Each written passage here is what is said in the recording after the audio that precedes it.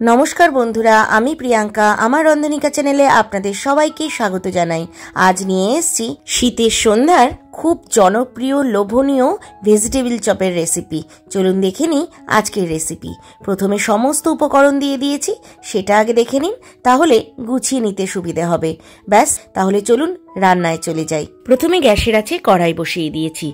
कड़ाईटा गरम हये जेतेई ताते दिए दिलाम सर्षेर तेल। सर्षेर तेलटा भालोभाबे गरम हये जाওয়ার परे खुंती दिए एकटू कड़ाइয়ের चारपाशे লাগিয়ে নিলাম। এবার এতে ফোড়ন দিয়ে দেব। ছোট চামচের 1 চামচ 5 ফোড়ন দিয়ে দিলাম, হাফ ইঞ্চি আদা একটু ঘষে নিয়ে। এবার দিয়ে দেব বিটের কুচিগুলো। বিটটাকে কুচি করে নেব ঠিক যেভাবে আলু ভাজা কুচি করে নিই ঠিক সেইভাবে। এবার বিটটাকে খুব ভালোভাবে নাড়াচাড়া করে নেব। বেশ কিছুক্ষণ নাড়াচাড়া করার পরে দিয়ে দিচ্ছি নুন। আন্দাজ মতো নুন আগেই দিয়ে দিলাম, কারণ পরে তো এর মধ্যে আরো কিছু উপকরণ মেশাবো, তাই যতটা লাগবে এখনই দিয়ে দিয়েছি। এবার নুনটাকে খুব ভালো করে বিটের সাথে মিশিয়ে নিয়েছি। খুব ভালো করে মিশিয়ে নেওয়ার পরে এতে দিয়ে দিচ্ছি ছোট চামচের হাফ চামচ হলুদ গুঁড়ো, ছোট চামচের 1.5 চামচ নর্মাল লঙ্কার গুঁড়ো, ছোট চামচের 1 চামচ কাশ্মীরি লঙ্কার গুঁড়ো। এবার সমস্ত উপকরণ দেওয়ার পরে খুব ভালো করে বিটের সাথে আবারও মিশিয়ে নিচ্ছি। আর এই মেশানোটা কিন্তু খুব ভালো করে মেশাতে হবে। আর মেশাতে মেশাতে দেখবেন বিটটা কিন্তু একটু নরম হয়ে এসছে। ঠিক এই পর্যায়ে সামান্য জল দিয়ে ঢাকা দিয়ে দেব। চলুন এবার এই ভেজিটেবল চপের যে মশলাটা তৈরি করব সেটা করে নিই। এখানে নিয়ে নিচ্ছি ছোট চামচের 2 চামচ আস্ত জিরে, ছোট চামচের 3 চামচ আস্ত ধনে, ছোট চামচের 2 চামচ গোলমরিচ, 4টে শুকনো লঙ্কা, আর 4 ভাগের 1 ভাগ জায়ফলের টুকরো, আর হাফ জয়িত্রীর টুকরো, আর নিয়েছি 2টো ছোট এলাচ, আর নিয়েছি 2টো লবঙ্গ। এবার সমস্ত উপকরণকে খুব ভালো করে শুকনো তাওয়াতেই একটু রোস্ট করে নিচ্ছি। যখন সুন্দর গন্ধ বেরোবে তখন একটা প্লেটে ঢেলে নিয়ে ঠান্ডা করে মিক্সিতে গুঁড়ো করে নেব।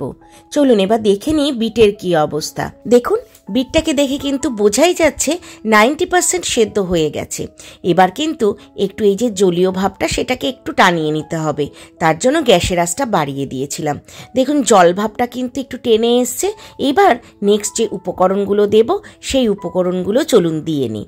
প্রথমেই দিয়ে দিচ্ছি লঙ্কা কুচি। এখানে আমি মোটা দেখে 2টো লঙ্কা ছোট ছোট করে কুচি করে দিয়ে দিয়েছি।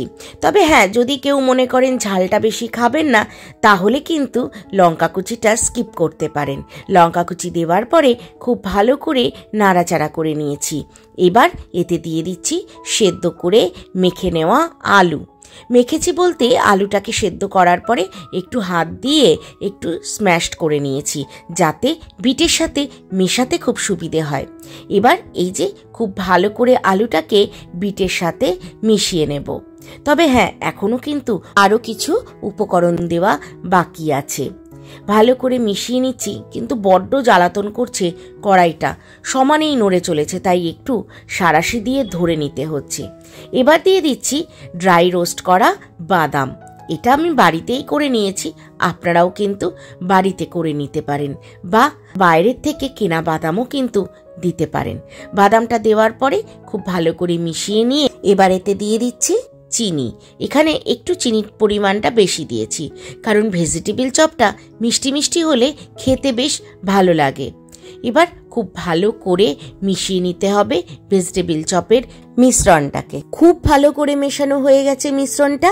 এবার এতে দিয়ে দেব সেই যে ড্রাই রোস্ট করা মশলাগুলো মিক্সির জারে নিয়ে গুঁড়ো করে নিয়েছিলাম, তার থেকে 2 চামচ মতো।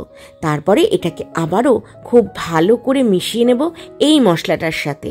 আর এই মশলাটা দেওয়ার পরেই দেখবেন এই ভেজিটেবল চপের মিশ্রণটা থেকে অসাধারণ একটা গন্ধ বেরোচ্ছে। আচ্ছা, এবার আমি এতে দিয়ে দিচ্ছি কর্নফ্লাওয়ার। কর্নফ্লাওয়ার দেওয়ার কারণ হচ্ছে এই যে ভেজিটেবল চপের মিশ্রণটা সেটা যে একটুও জলীয় ভাব থেকে থাকে, তাহলে কর্নফ্লাওয়ার কিন্তু এই জলীয় ভাবটাকে একদম দূর করে দেবে। তবে কর্নফ্লাওয়ার কিন্তু একবারে বেশি করে দেওয়া যাবে না, 1 চামচ করে দেবেন আর ভালো করে মিশ্রণটাকে মেশাতে থাকবেন। তাতেই বোঝা যাবে যে আর লাগবে কিনা। আমার যেমন এখানে 2 চামচ দেওয়ার পরেই মনে হয়েছে আর লাগবে না। মিশ্রণটাকে এবার খুব ভালো করে মিশিয়ে নিয়ে দেখুন একদম ড্রাই হয়ে গেছে, আর কড়াইয়ের থেকে কিন্তু খুব সহজেই উঠে আসছে মিশ্রণটা। তার মানে কিন্তু মিশ্রণটা রেডি হয়ে গেছে। ব্যাস, এবার মিশ্রণটা আমি তুলে নেব। তুলে নিয়ে ঠান্ডা করতে দেব, কারণ মিশ্রণটা যতক্ষণ না ঠান্ডা হবে ততক্ষণ তো চপটা গড়াই যাবে না। ব্যাস, প্রায় সম্পূর্ণটা তোলা হয়ে গেছে। ঠান্ডা হওয়ার পরে ফিরে আসছি আপনাদের কাছে। দেখুন মোটামুটি 20-25 মিনিট হয়ে গেছে, ঠান্ডাও হয়ে গেছে। এইবার এই যে ঘোলটা দেখতে পাচ্ছেন, এটা কিন্তু 4 চামচ কর্নফ্লাওয়ারকে একটু জলের মধ্যে গুলে আমি একটা ঘোল মতো বানিয়ে নিয়েছি। আপনারা কেউ চাইলে এই ঘোলটা কিন্তু কর্নফ্লাওয়ারের জায়গায় অ্যারারুট দিয়েও বানাতে পারেন। তাহলে এবার চলুন চপটা গড়ে নিই। চপটা গড়ার সময় মাথায় রাখতে হবে, না খুব বেশি ছোট হবে সাইজ, না খুব বেশি বড় হবে। এরকম একটা মিডিয়াম সাইজের লম্বাটে করে চপটা আমি গড়ে নিচ্ছি। আসলে আপনারা যে যেমন পারেন সেই সাইজেই কিন্তু করতে পারেন, বা সেইভাবেই কিন্তু শেপ দিয়ে গড়ে নিতে পারেন। কিন্তু ভেজিটেবল চপ বললেই মাথায় আসে এরকম লম্বাটে শেপ, তাই আমি এইভাবে বানালাম। তাহলে আমি সবকটা চপ বানিয়ে নিয়ে আপনাদের কাছে ফিরে আসছি।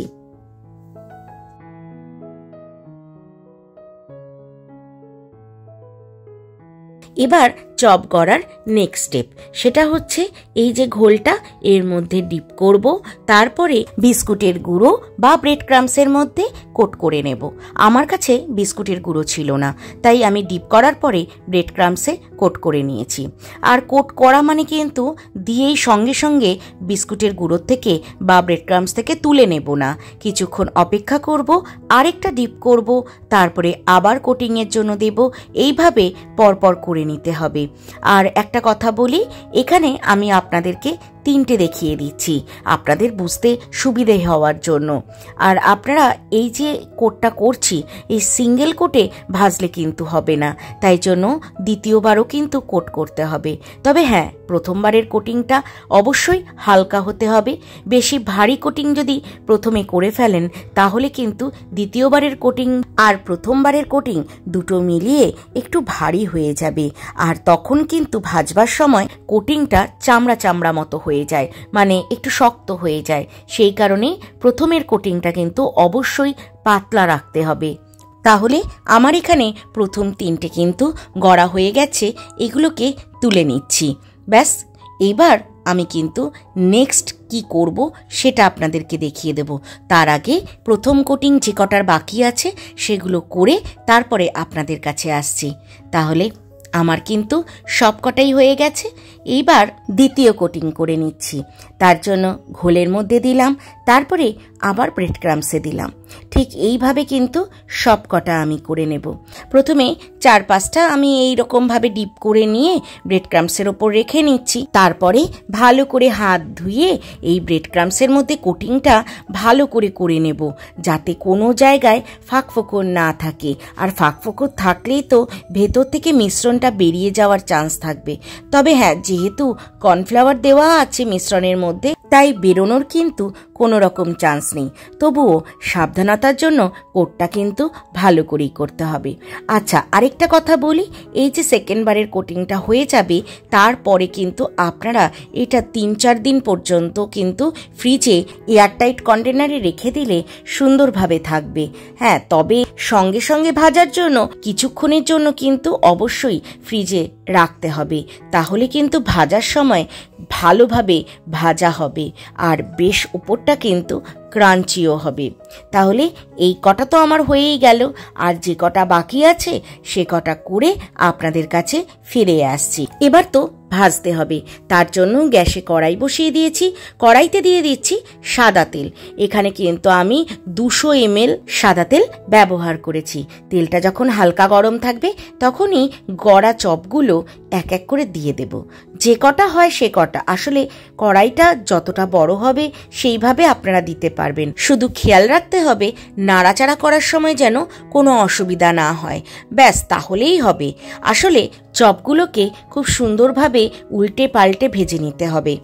আর গ্যাসের আঁচ কিন্তু কখনোই খুব হাই করে দেওয়া যাবে না, লো টু মিডিয়াম আর মিডিয়াম টু লো করে আগে ভেজে নিতে হবে। আর নামানোর সময় আমি যেটা বলে থাকি একটু হাই করে দেবেন, তাহলে যে তেলটা ওরা টেনেছে সেই তেলটা ছেড়ে দেবে, আর তাতে কিন্তু বেশি মাত্রায় তেল চপের মধ্যে থেকে যাবে না। দেখুন, কথা বলতে বলতেই চপগুলো ভাজা হয়ে গেছে, একদম গোল্ডেন কালার করে কিন্তু ভাজা হয়েছে। এবার তুলে নিচ্ছি। আর এই চপগুলো সন্ধেবেলা একটু চা বা কফির সাথে জমে যাবে। সঙ্গে অবশ্যই কিন্তু একটু স্যালাড নিয়ে নেবেন।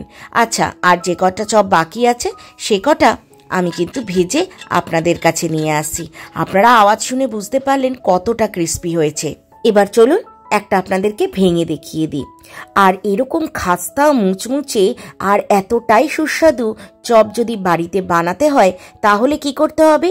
অবশ্যই আমার চ্যানেলটিকে সাবস্ক্রাইব করতে হবে। আর হ্যাঁ, লাইক শেয়ার কিন্তু অবশ্যই করতে হবে। তাহলে দেখা হচ্ছে পরের ভিডিওতে। আপনারা ভালো থাকবেন, সুস্থ থাকবেন।